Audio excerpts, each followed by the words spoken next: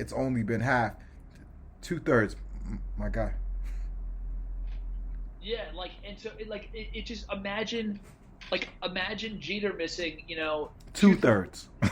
two thirds of the game, and then coming back, and in one of his first games back, they're like, "Do you feel bad about missing all those games?" No. Next question: Do you? Uh, Sorry, there you go. of course that happened. Next question do you um uh someone asked him like how do you feel about tomorrow's game after playing a night game, and he's like, honestly, I could use another day off. like, like it would be like the biggest like it's honestly insane. Like it I, would I I'm just picturing Derek Jeter doing that. it would be on the cover of the Daily News or like the Post, and it would say like Jeter needs more rest or something like No, that. no better. Imagine Alex Rodriguez doing that. Right, that's even a better example. Yeah, yeah. Who they would crucify him. Yep. All right, how do we fix it? Let's have productive talk now. How do we fix this? If you want to talk near term, tell me near term. If you got a near term and a long term, you can mix them up. But how do we fix it, Sam?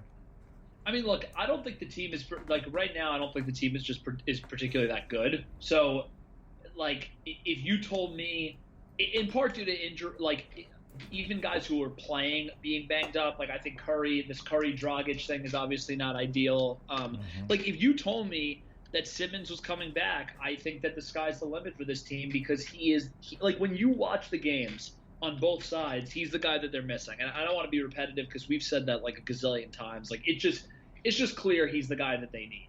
And so, I mean, I don't know. Like in the long term, I think this summer is going to be really interesting. But I think there's too many things that have to be worked out to even kind of have a discussion. Obviously, starts and ends with Kyrie, but we're all gonna assume that he's back.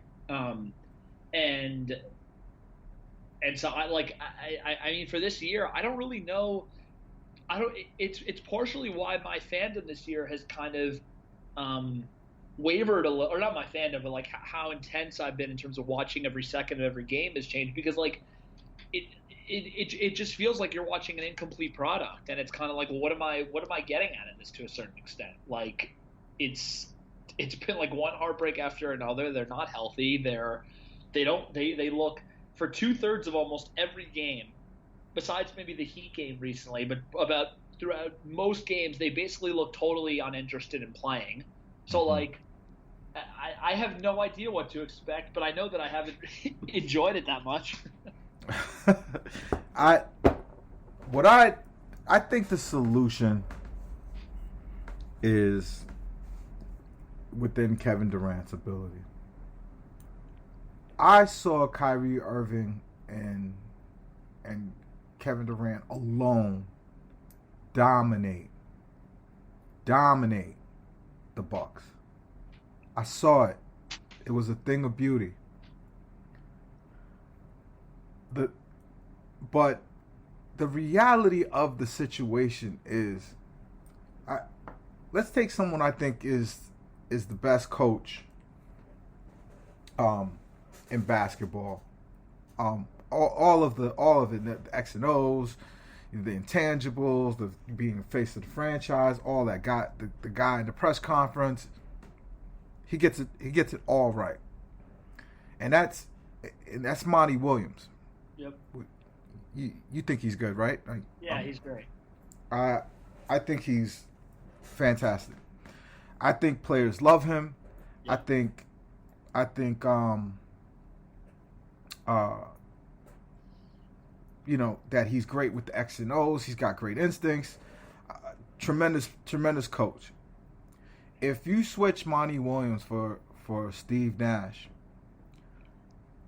I don't see how you could pretend that that Monty Williams wouldn't have been hurt the same way if his two superstars just wasn't available. If he had to play teams, you know, where two of the five players were always low first round and mid second round rookies. Right.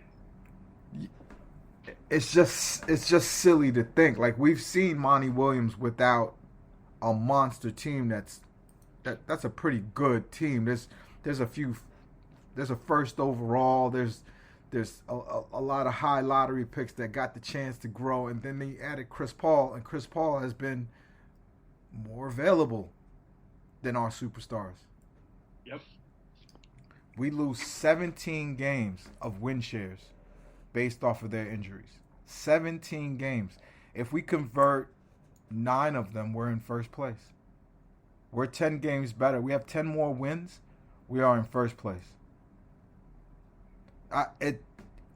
The way you fix this team is only through Kevin Wayne Durant. That's it. And we saw it last night. Like, some people were, of course, that's the way that they like to hit Nash is with, Kevin Durant is the coach. No. Kevin Durant is the leader. He's the face of this team. This is his team. He's moving into LeBron James territory right now. The Lakers are out of the playoffs this year. Whose fault is it, Sam? His. It is LeBron James' fault. It's his team. Rob Pelinka is whatever. Frank Vogel is whatever. And you know he's whatever because he's getting fired. And there'll be a new coach, and LeBron James will be here. And he went and got Westbrook. And he flushed down all those rookies down the toilet. That's LeBron James, right? It's his team. Well, guess what, Brooklyn Nets fans? The Brooklyn Nets are Kevin Durant's team, and I believe in Kevin Durant. And the 7 seconds or less offense is a read-react offense. The ball handler gets to make a decision. You go, the offense is usually triggered by a pick. You see Claxton coming out. You see the other players coming out. Whether in the first half they ran zero offense, right? Right, Sam? No offense was being run in the first half. It was basically, I'm just going to do what I want. In the second half, because Kevin Durant opened his mouth and was like, trust the offense, just run it.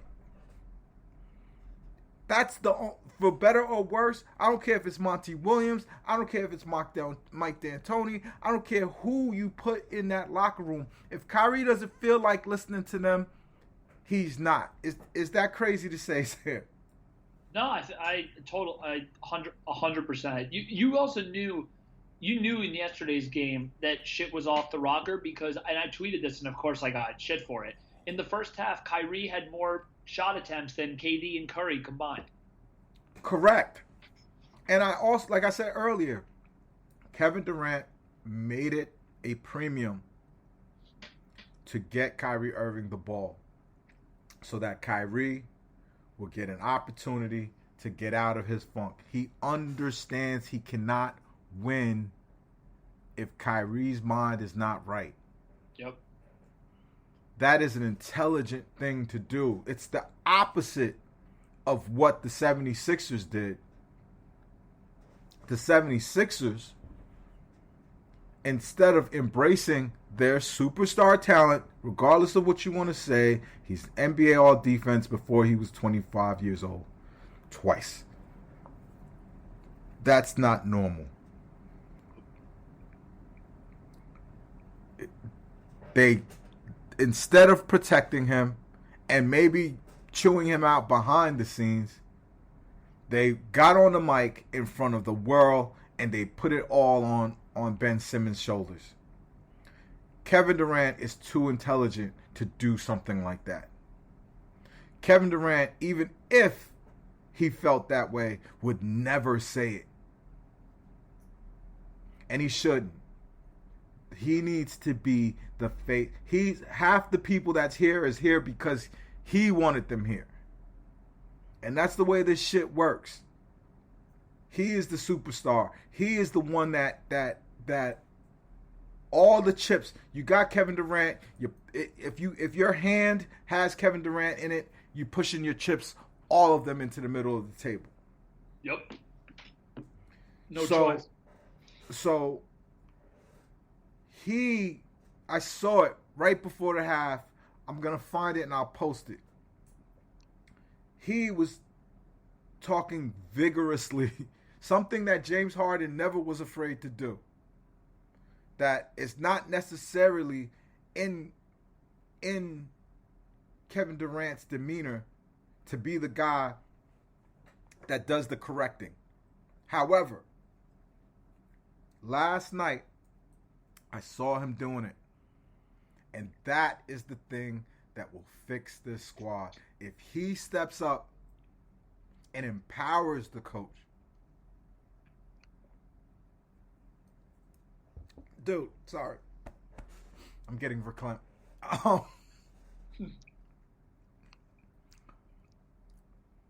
In Miami, LeBron James wanted to fire Spoelstra.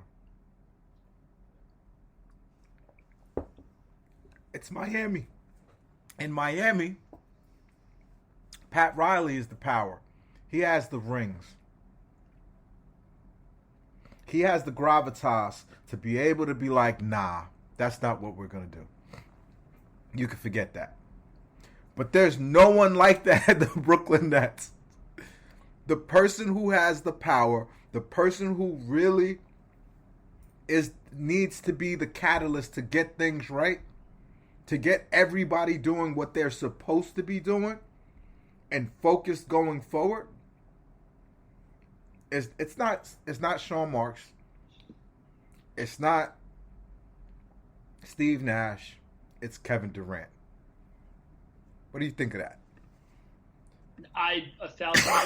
It starts and ends with KD, because he's I mean, I think the comparison you made to LeBron is right. Like I think he partially went to the Nets in order to have the type of control that I think that he has here, and his his fingerprints are all over this roster, and all over, like you have what's his name, the assistant coach, like Harrington and Ivy, who he was close with. You have Nash here. You have Kyrie here. I don't think it's a coincidence that, like, in the bubble they were gonna have Michael Beasley, who's one of his best friends. Like, right.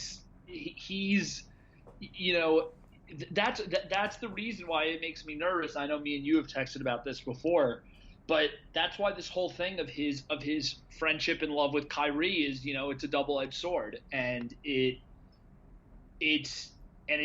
does become concerning a little bit when it sounds like playing with him is more important than winning, because I don't know where that leads us, because it's just nerve-wracking. Like when you push all your chips into the middle with Kyrie, it's not like pushing all your chips in the middle with someone like, like a Lillard type or a KD, right, or whatever, who just like wants to be out on the court and would die out on the court there.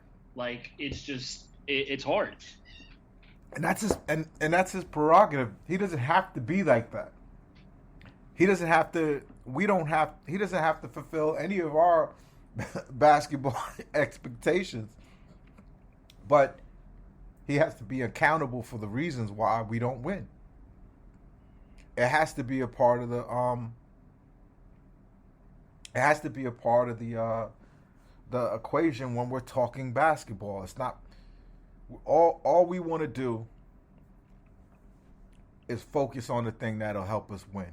Because as long as we have Kyrie Irving and Kevin Durant, we have a shot. But they have to be the hunger, right? I hate these cliche things that you can't measure it, but they just have to kind of want it, right? They look like they wanted it in the second half of the Knicks game. How many have we won in a row now, Sam? 2? 2, yeah. Dude, what?